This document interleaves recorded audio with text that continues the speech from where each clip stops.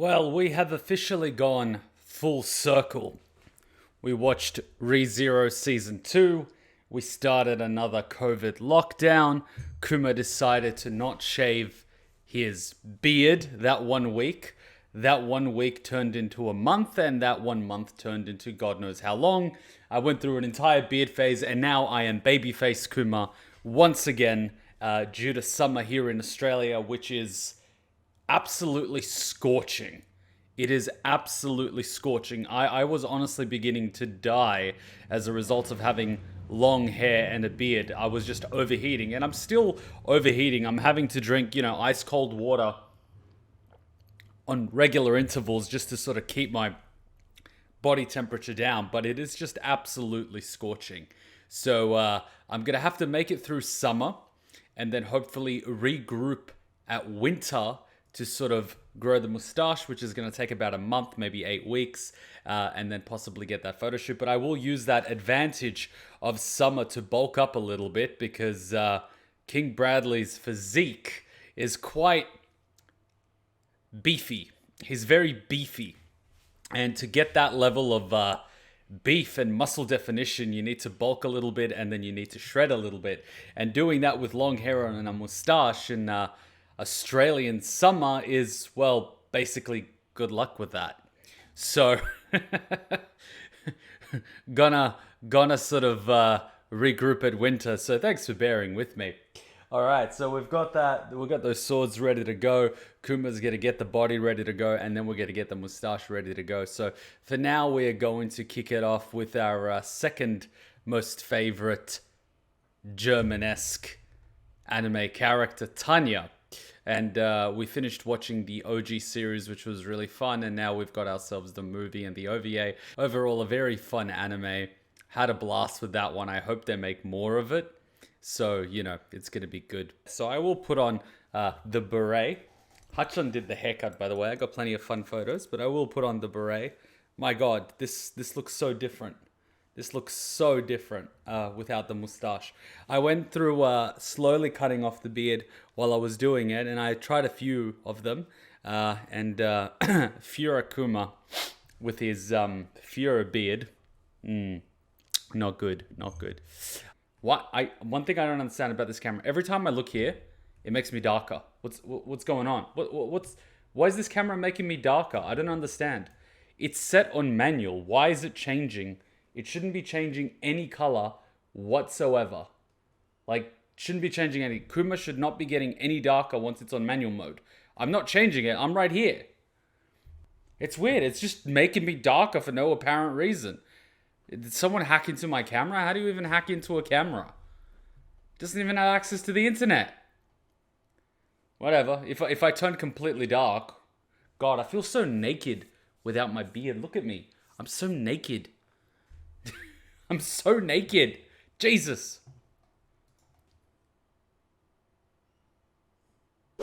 Ooh, 1925.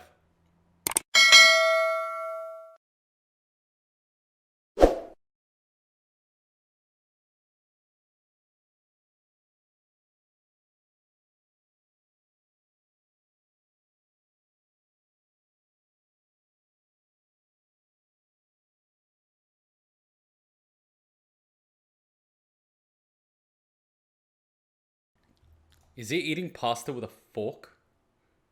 Why is he eating that particular pasta with a fork? I mean, use a spoon. How else are you gonna get all the sauce?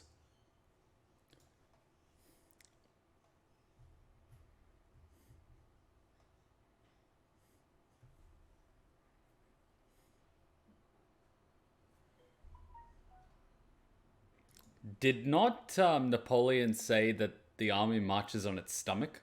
So he always made sure his troops were well fed?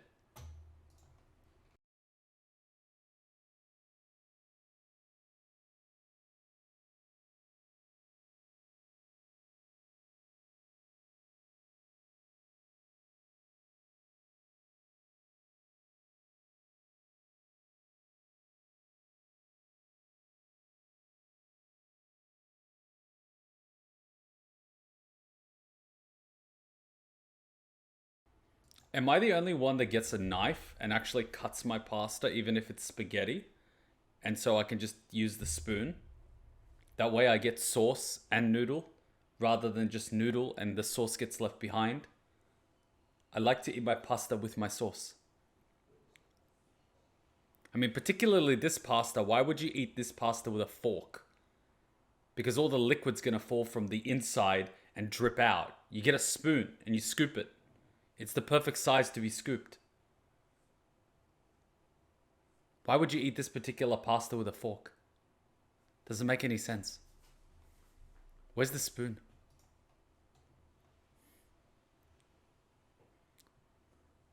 You can scoop with a fork, but doesn't the sauce fall from the holes in the fork? Whereas the spoon, you get all the saucy goodness.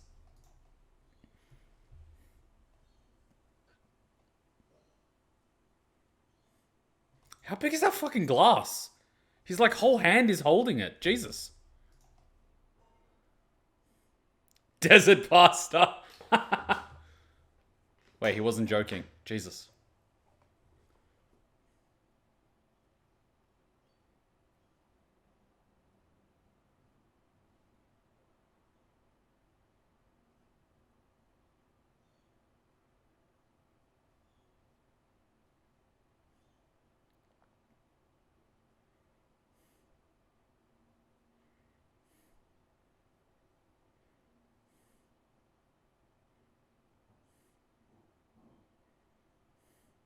Mm-hmm.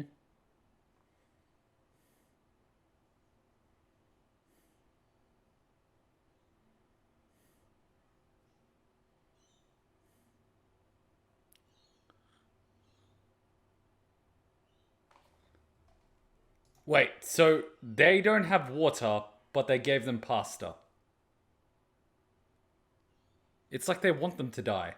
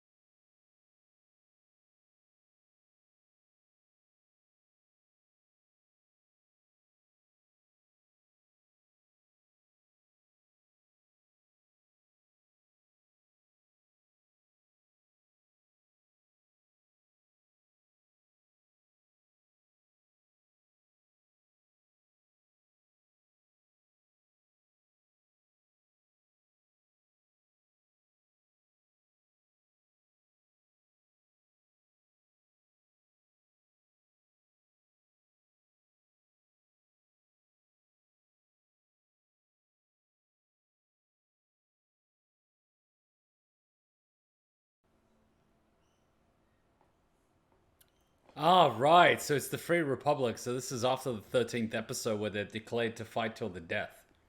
Hmm.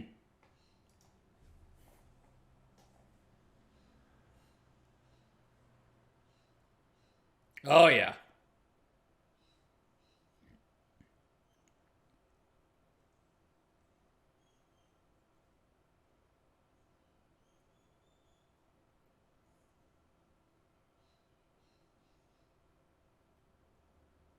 Wait, so, like, how you gonna hit them with an artillery shell?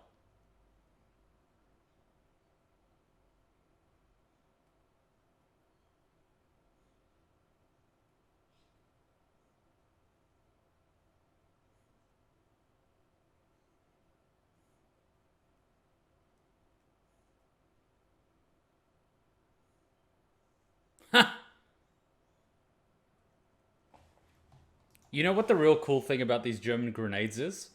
You can actually put a few of them together and you get a much bigger explosive.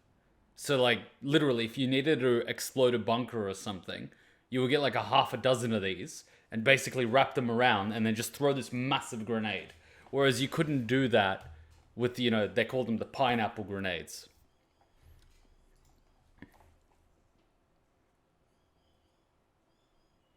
Oh god, these little German think tanks.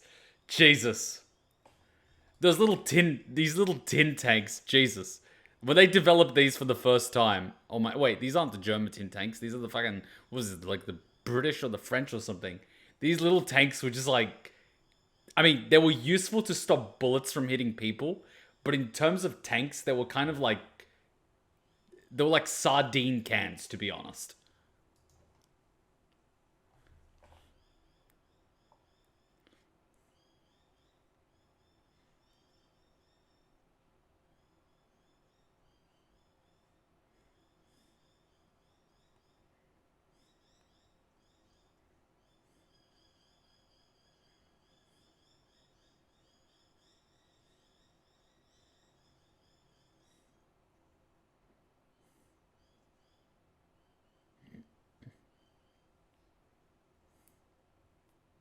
Jesus.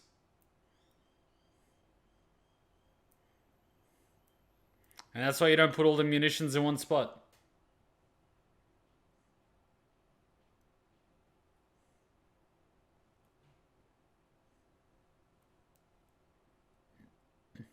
Man, the trucks are just gonna be fish in a barrel.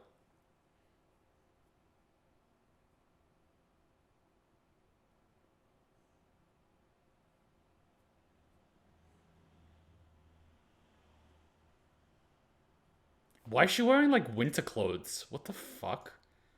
Seriously, look at that. You're gonna die.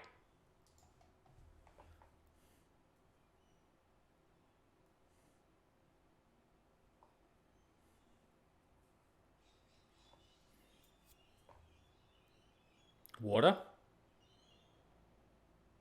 Oh god, look at that old car.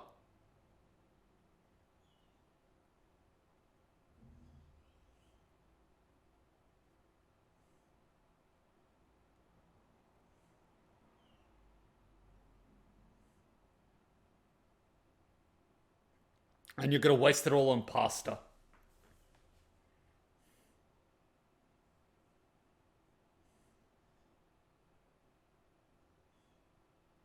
Why would you grab it? Just grab it with your teeth.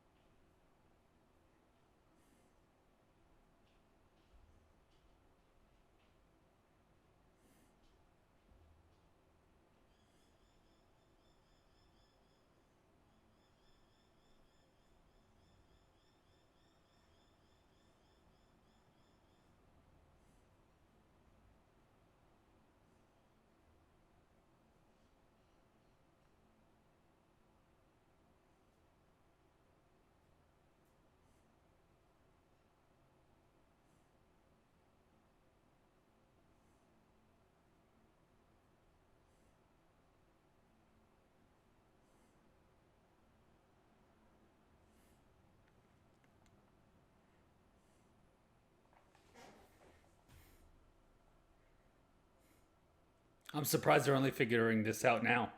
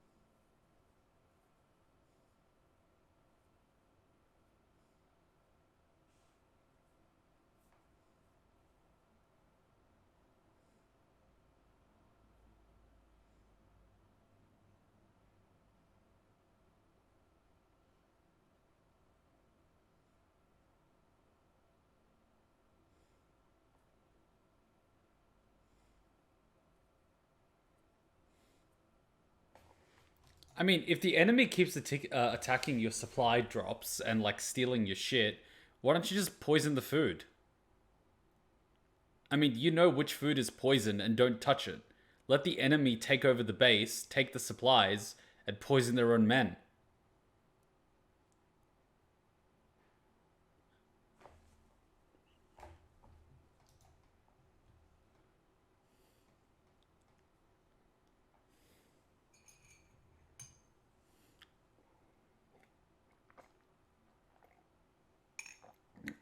Also, a waste of food.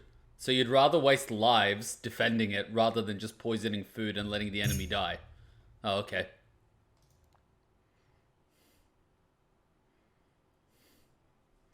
Wait, General Rommel is. Are you fucking joking? They give them brown uniforms and General Rommel is in charge. Wow. Okay then. Whoever did this OVA clearly has a hard on for Nazi Germany.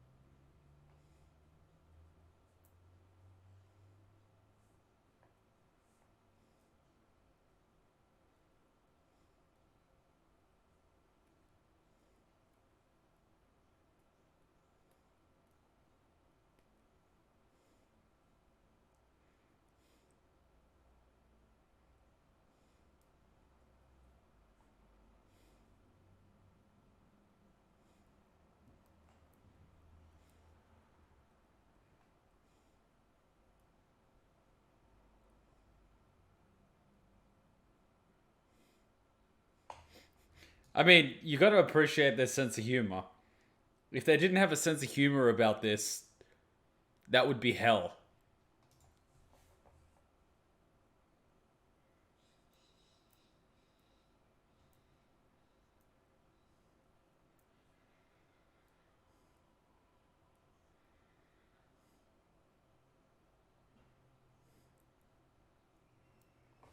Why on earth would they mix chicken with tomato sauce in a tin can? It'll just make it go off quicker because you're mixing multiple ingredients and bacteria. What the fuck?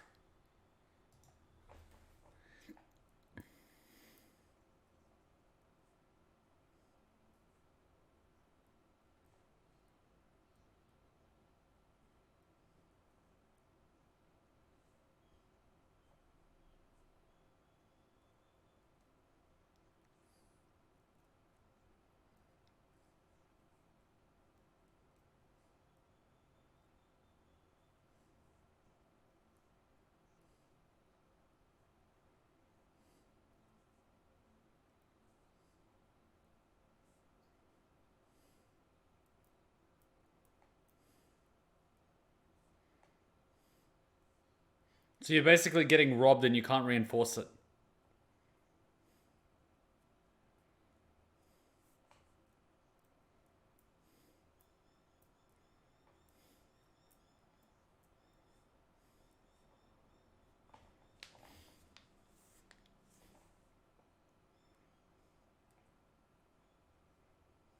Are you fucking joking? What? He's just, he's got a fucking wheel of cheese. Look at that. He's got a wheel of cheese. What is this? Sardines, possibly, or salmon? Canned corn. Maybe pasteta. Some mixed beans. Cheese. What is this? Olives. Fuck, man. They're eating better than most people. This is a feast. Wine. Green peas. What is this, a bear? I hope you're not eating a bear, you bastards. Pasta. Yeah, this is definitely sardines. Fuck, man, this is a feast. Coffee, gotta have that. What else do they have? What is this, basil? What else? More cheese. This is probably like milk or yogurt or something. Bread, obviously. This is probably some good shit right here. Brandy. Butter. They have butter. Jesus. If you have butter in the military, you're an officer or above.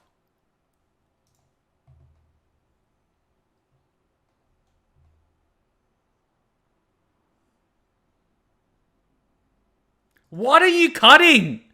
What are you cutting? How small do you want it? What the fuck? This is practically a war crime. You're cutting pasta that's this big.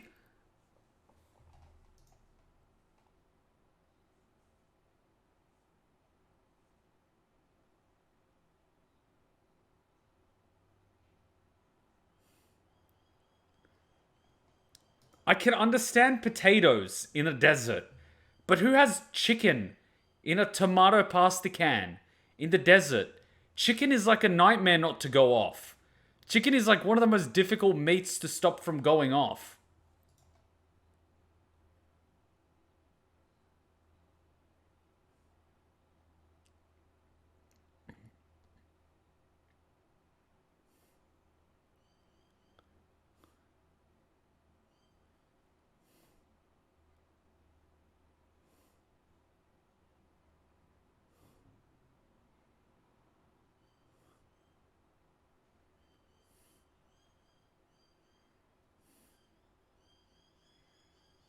Why is there not cyanide in the wine?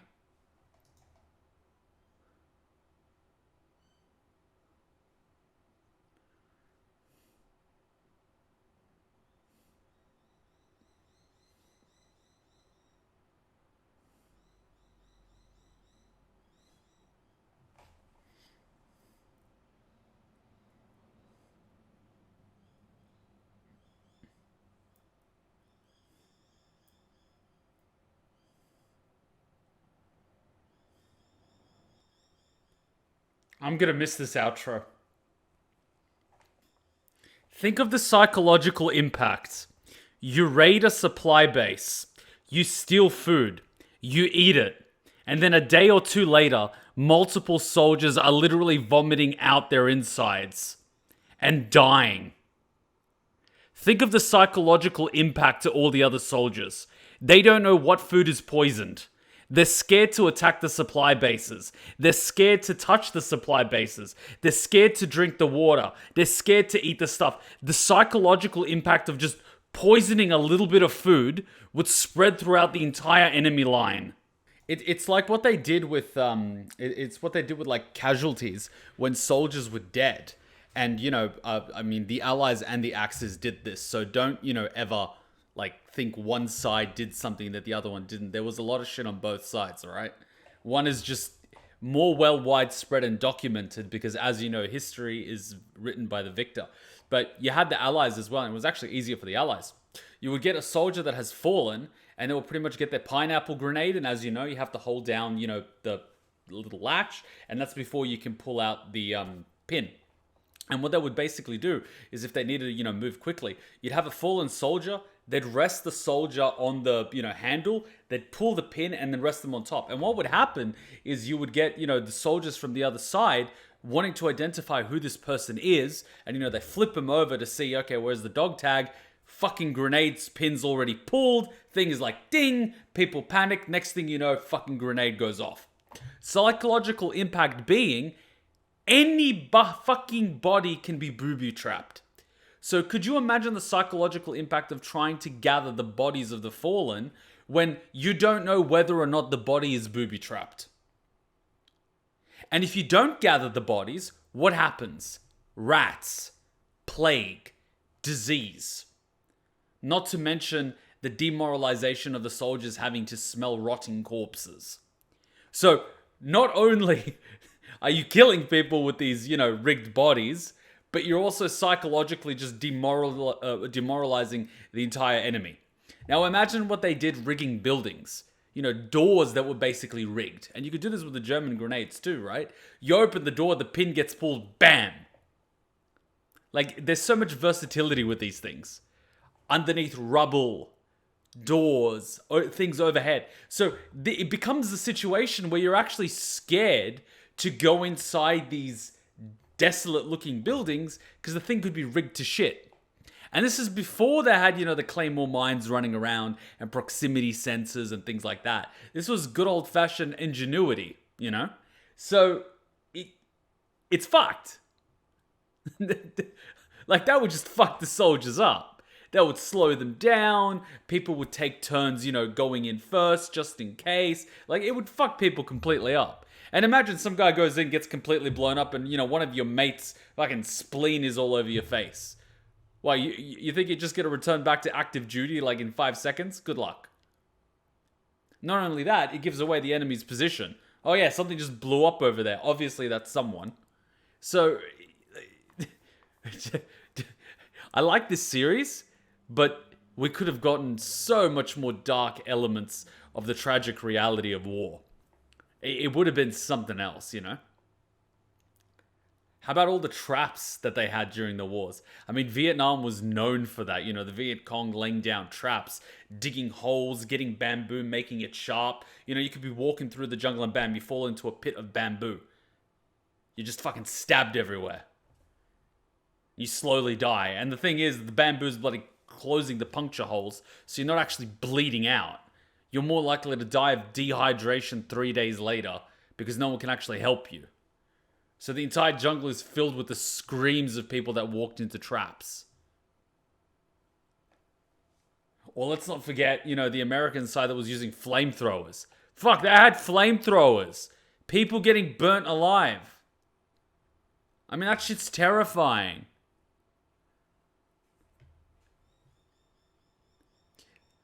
This was an OVA, so this was probably for fun, and they got good times getting food. I know. My mind is just, like, throughout the whole series, my mind was just, let's see what the movie's like. The movie's probably a lot darker. The OVA is probably like, you know what? You've had so much dark crap, let's give you a 20-minute episode dedicated to fun stuff, Nothing too violent, nothing too dark. Very similar to the ending of the episodes that they give you a laugh or two. So it's probably well-deserved. And then there's Kuma just being a spoil sport. Kuma doesn't even let his soldiers have a good meal once in a while. He's so paranoid. Paranoid is a bitch. And the one good thing about Tanya the Evil is you can actually get the songs on Spotify. Unlike some anime. Some anime, you can't even get the songs. It's just ridiculous. I've been listening to the Tanya the Evil opening. I probably listened to it 50 times in the past 2 weeks. Like, it's just nuts. It's such a good song. I love it.